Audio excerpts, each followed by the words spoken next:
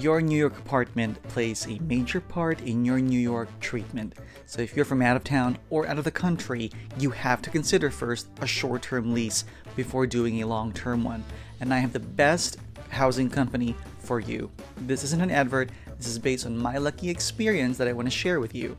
Now watch till the end of the video for the most important New York City renters' rights with regard to your deposit so that you can get it back intact.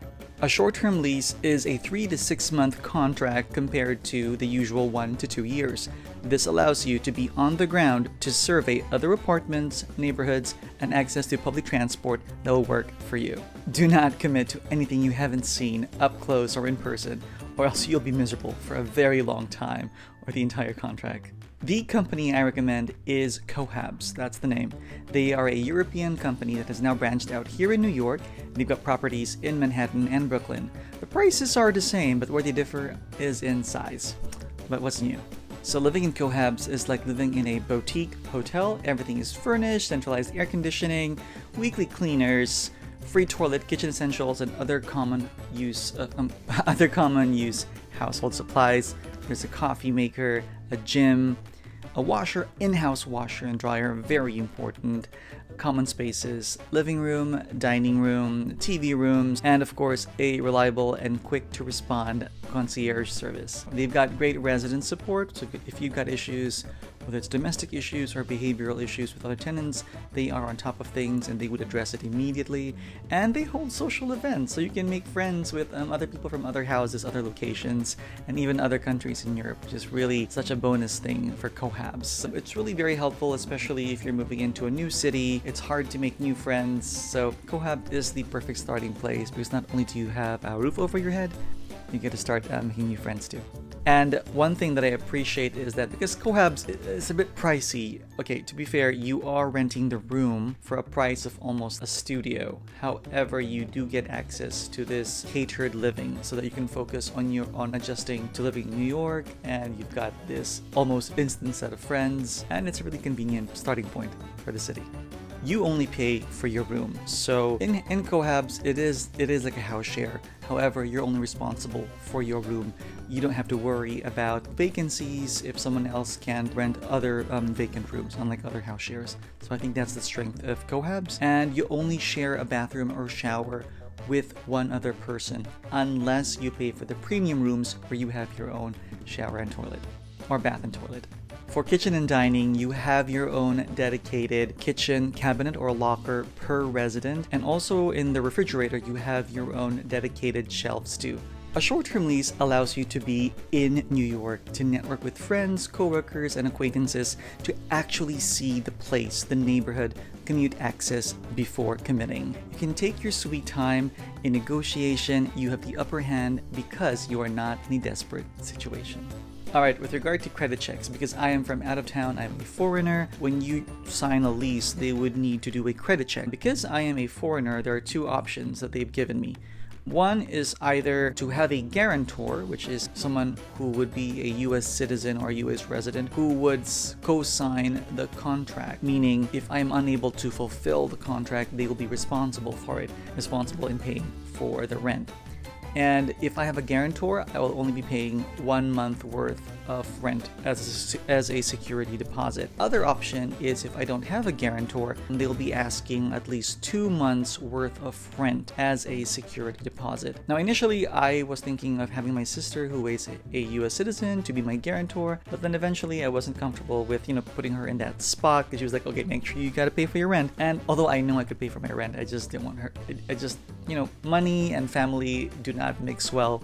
So I decided to opt for the 2 months worth of rent security deposit. Now, I was in London doing this transaction because, and here's a tip if you want to do it. Because I wanted to protect my cash, what I did was I used my credit card to transfer 2 months worth of money to their account through a third-party app, and that was, I forgot what it's called, but I'm going to put it in the screen somewhere. Or let's say PayPal. I used PayPal to transfer cash. Now, yes, when I was charged, I think, a 30% cash advance fee. So I was charged 30% of how much I was going to be sending over. Now, you might think, okay, why am I going to pay 30% more? Why not just send in the cash? Well, my reasoning for that, of course, is number one, I wanted to protect my cash. And that number two, I'm still in London. I wasn't in New York. I haven't, although I video called with the director of the company, my trust isn't yet at 100%. So I wasn't comfortable. I'd rather pay 30% than 100% in case I might lose the money.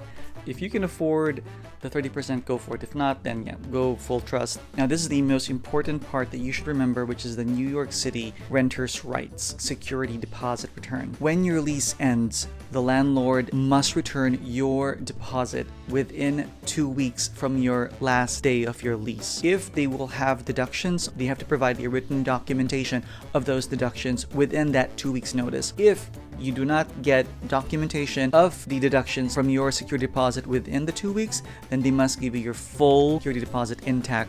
For some people, they might not remind their landlord, oh, I'm leaving by the way at this time. They want to take advantage of the 2-week rule by not saying anything, so that once the 2-week mark is up after the end of the lease, they get the full security deposit back.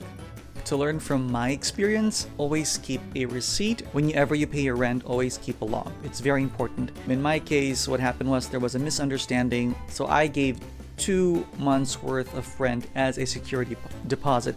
It turns out that what they did was 1 month was just for a security deposit, while the other 1 month's rent worth of security deposit they used as advance rent.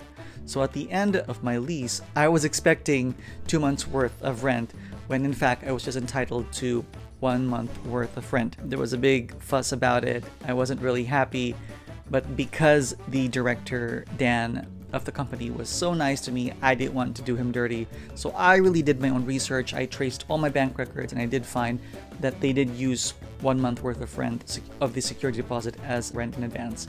So it all worked out well. It's very important to keep your own records, because sometimes their system might not reflect things accurately. So if you want to save money, if you want to make sure you get your money back, keep a record.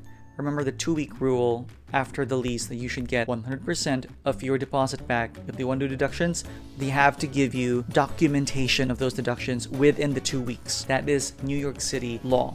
An apartment search in New York is a treasure hunt. It is a roll in the dice. I just got really lucky with Cohabs. There are other housing companies that I know of here in New York. One is called, I think, Commune, but the reviews are not that good with regard to resident support. There's another one called June Homes. I haven't tried it. I know 2 people who have done June Homes, and their feedback is okay. I mean, nothing extraordinary. However, what I like with Cohabs, what I really appreciate, is the resident support. They're very on top of things. They care. They have social events, which is really helpful for New Yorkers. So I hope this video has helped you, and remember, if you want more tips and the vibe, like and subscribe. Good luck.